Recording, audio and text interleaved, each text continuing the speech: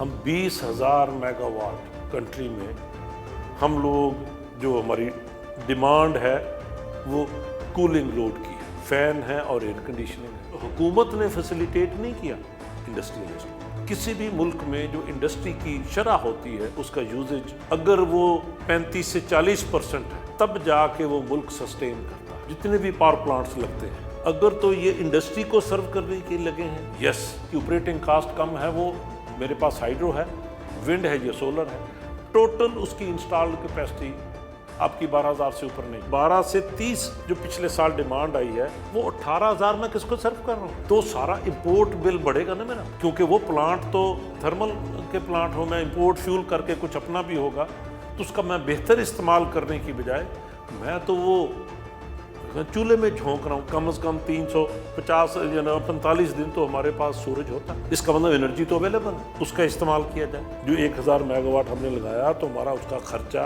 Capacity payment, energy payment, अगर मैं उसको चलाता हूँ जिस as a base load plant, more than $1 billion खर्चा है उसकी कैपेसिटी और एनर्जी पेमेंट। अब 1 बिलियन, अब वो मैं किसको दे रहा हूँ?